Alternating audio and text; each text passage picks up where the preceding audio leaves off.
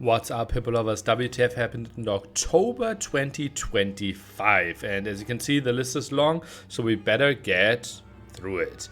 Red Bull Vololo is announced. The next one coming up in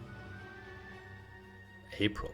1st to 6th of April, ends on the Easter Monday, and it will be in London. $250,000 on the line, $200,000 for Age of Empires 2 exclusively, and a lot of beautiful things coming with that. For example, the grand finals are being played in the Royal Albert Hall, one of the most iconic theater locations in the world.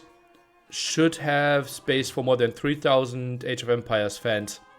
I think could be one of the greatest Age of Empires locations we've ever had for an event. Then obviously lots of information. There will be an 8-player main event. We will have 50,000 for first. And one big thing is that we will have a ladder qualifier again. That will last 17 days, completely new, 9 maps. And well, there were a lot of ideas around this in the past that weren't that great, but we also tried to address lots of them.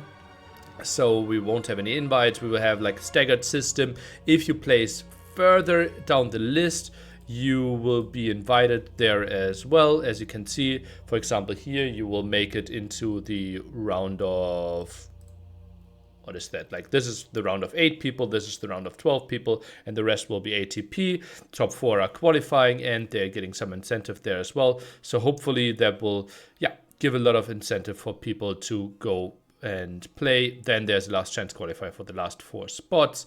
Players in the qualifier are getting stuff as well. Maps, I've already tested them a lot, played them a lot. We have some nice features here, and exciting times ahead, and I'm looking very much forward to that. AV4 gets a presence there as well, and should be a pretty good event. People are excited for that. Tickets are going out on the 3rd of December. Not a lot of info around that, but people are excited. Mark your calendars for the Easter weekend in April. Then something that's already concluded is Masters of Hyper Random. We had a group stage with 8 people advancing, as you can see here. There were some quite interesting matches in the group stage. MBL going through looked really nice, and then we went into the bracket stage. Sadly overlapping a bit with the flights towards the $50,000 China event. That's why we had some sad news here. For example, Leary's flight got delayed, couldn't really make that. And then we had the great finals. Doubt was in the finals. He was up 4-1 at one point, and MBL made the crazy 5-4 comeback, giving MBL his first 1v1 S or A tier win, I believe, right? Might be, yeah. So MBL, I think MBL, Willisse, and Jordan for a long time, the top 3 that were considered to have never won a proper A tier or S tier 1v1 event. And MBL taken off that list now. Big achievement for him. Then we had the $50,000 LY Cup that happened in China. Ling Yuan, we had a group stage here with 10 players in a Swiss format. Then obviously the big question for people are going into the tiebreaker or into the playoffs, and who advances? The big question, right? This system was Swiss, so you had 4 opponents, roughly the same strengths than you. So if you won, you played a player that you won or that also won. If you won twice, you played a player that won twice, yada yada. Then there's a tiebreaker called Buchholz that basically says how good the opponents were that you faced, depending on how much they performed. And then we had 4 players with 2-2 deciding who goes through. The Viper and ACM, the highest, Buchholz, the best map score for the Viper. Therefore, the Viper went through into the semifinals. Although the Viper lost to ACCM in the group stage, a lot of people felt like direct comparison there should have been higher than the game difference, maybe even higher than Buchholz. Lots of discussion around that. Felt bad for ACCM. Sebastian and freaking Andy, 6 and 7s. Vivi did not get a full win. And in the end, it was Hera going through 4-2. Good semifinal there, Leary against Mr. Yo. Hera just a clinic against the Viper there. 4-0, completely showing his dominance. Viper the whole tournament with like an up and down performance. This one just bested by Hera. Congrats to him. I think it's now 21 sets won in a row. Hera against Leary, and I think Leary is at 9 offline final losses in a row. So pretty brutal statistics there, and the never-ending story for Leary. And Hera, just as dominant as ever, just absolutely impressive how well he played and what a crazy level he was. But obviously, no big tournament without some drama for you. We had, obviously, players playing on the stage, and Vivi was playing in a $50,000 tournament with his phone out, chat there, and game shown while this is live. That's obviously completely unacceptable. I sent some angry messages behind the scenes there towards the admins. Obviously, they have a rule book, like you have to be responsible for the tournament integrity. Then I gave them a full guidelines, like how to do a LAN, including take away the phones. Obviously, it was the first time they ran a LAN, overwhelmed with a lot of things. And in the end, there was this message from the admins that Vivi got punished by 50% of his prize pool winnings there. In the end, he became 10th. Still, like, cast the finals was part of the show, but yeah. And now the question, like, is 50% prize pool punishment enough? Is it too much? From what I read in comments, a lot of people felt like it was way too harsh. A lot of people felt it was not harsh enough. So I think the middle ground was somewhat found there. Yeah, it's an interesting decision. Certainly, it's the loss for all the games he played with the phone, but he lost the set 3-0, and it was taken away after like it was taken away after like 60 seconds, I would say. So yeah, 1-0 loss for him, which in the game he lost anyways. Then we had a new DLC coming up. Obviously not the craziest thing if you are a multiplayer fan, but especially for single player fans, those campaigns are absolutely great. Remember, there are 2 people doing campaigns right now. The Forgotten Empires team that you know, mainly focusing on the multiplayer expansions, and then Capture Age, a team of I think like 40 people right now, and they are known for their great storytelling with their campaigns. Alexander the Great is being mentioned here. There are a lot of new, more ancient civilizations added, lots of new units, lots of reskins, and people love those campaigns. Great feedback on those. But if you're multiplayer only or ranked only, tournament only, those are obviously not the most exciting for you, but you can play those civilizations against the computer and against your friends. Then a bit more sad news. A crypto betting site entered the market. And you obviously know I was a professional poker player for many years. I'm open to crypto. And I think this is a very, very bad path we are walking towards. In the past in Age of Empires, we had people betting on their games or giving information on the outcome of their games. I, in the past, had options to bet on my own games. And Age of Empires is way, way, way too small to make this reasonable.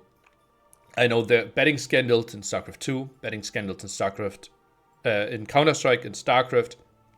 I've read a lot into it, I've read a lot about it. Even NBA now had big betting scandals. So I think sports betting is somewhat okay if you bet like $10 on the outcome of the World Championship, right? Soccer or whatever game you're following, right? But right now you can bet amounts that are disproportional to the amount that's at stake. Like betting on the outcome of a TTL game, for example, that would lead us into a very bad path. And right now a lot of S tier, A tier players are promoting it. They're getting good money. The site, though, is based on an Indian small island. So the question, like how secure the money is still there. And also it's crypto only, right? So a lot of people feel like it's shady. Yeah, this is just something I don't see any upsides except for the players and streamers that are doing it right now in the short run. Yeah, be assured that no official World's Edge tournament will work with them. I'm not sure how else I could have tackled this topic. I'm very open to answering questions in the comments there, and maybe I can go into more detail or something. Like, I obviously have like met a lot of people that got big problems due to gambling. I've also met a lot of people that made a great living due to gambling. If you consider any options now or in the future, make sure to be responsible. Only bet amounts that you can afford to lose, and ideally, don't bet at all. Let's move on to better news. Water Rework. There's a $25,000 water tournament coming up, called Telesocracy 2. And with that one, there will be a full water rework. That will be independent from the Capture Age expansions, Chronicles. And the basic idea is to have a proper triangle. There's a new ship introduced. There are a lot of new technologies as well. The Hulk is now in the test one of the most dominant units, especially if you have like short pond, but that's basically the placement of the fire galley. Fire galley now counters galleys, galleys Hulks, Hulk counters the fire galley. That's the triangle, how it basically works. And then, yeah, lots of changes, bonus damage taken away, trade cogs in the future, or right now, but this is not really as efficient because it's a 1v1 tournament. You can select if you want wood, gold, or 50-50. There are new technologies, skill nets, and yeah, overall reception has been that people are really interested for that. There are some civilization changes as well. Obviously, we had some bugs as well. Happens to the best of us, but we're still excited to see how this tournament is going to play out starting this Monday. Yeah, $25,000 on the line. The who is who signed up. Going to be interesting, and an interesting sneak peek of content to come at a later point. Then we are jumping into Game of the Year. Is it Game of the Year? Game of the Month. Maybe Game of the Year. I will try to give you a small storytelling, maybe in 30 seconds, of what happened. If you want to see the game yourself, prepare some food, prepare some pee breaks. This one was a long one. It, in the end, ended up being a 4-hour, 20-minute game. Lithuanians against Spanish, 2-0 lead in the group stage of the LY Cup. We had Hera actually starting with a missionary rush. As you can see, fast castle here, while ACM played quite aggressively. Missionary rush at the start looked really strong, countered then by a lot of light cav. The game continued. We see Hera playing mainly villagers here in the 50-minute mark, played Supremacy, and the game in the end came down to no more gold, no more stone on the map. As you can see, people barely having any villagers there. Full spam fest. Big pushes here. Hera even stealing the relics of ACCM, who had a 3-2 lead. Here we can see it goes down to 4-1. But the game, 2.5 hours in, continued and continued. It continued so long that players actually needed a pee break. And ACM paused this game. There was a 5-minute break. Hera sat down. They continued to play.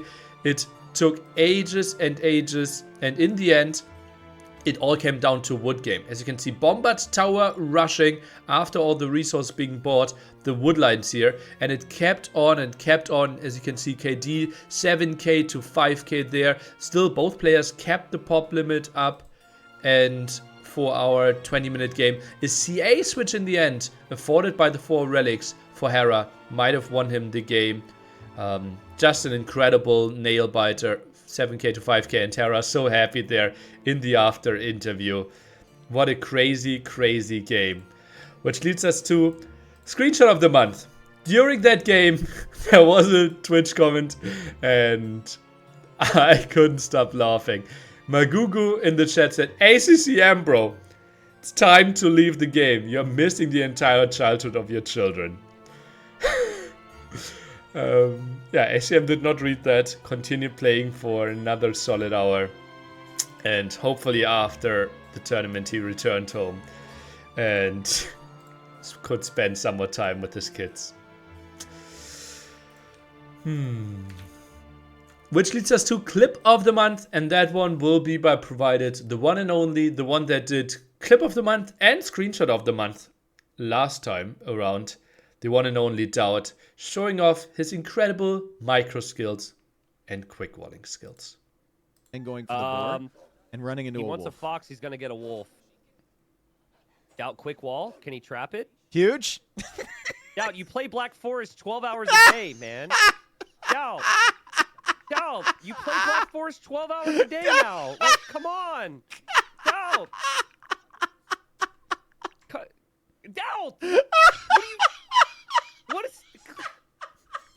Jeez, dude, he's stressing me out here. It's still coming for him. I just... It's dead. What is going on? It took 15 palisade walls, dude. 15 palisade walls.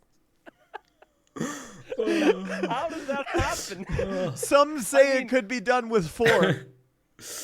Well, yeah, that was Doubt for you. And that was it for this month. WTF happened. Long episode, but lots of stuff to unpack. So see you again next month. Goodbye. Hippo lovers.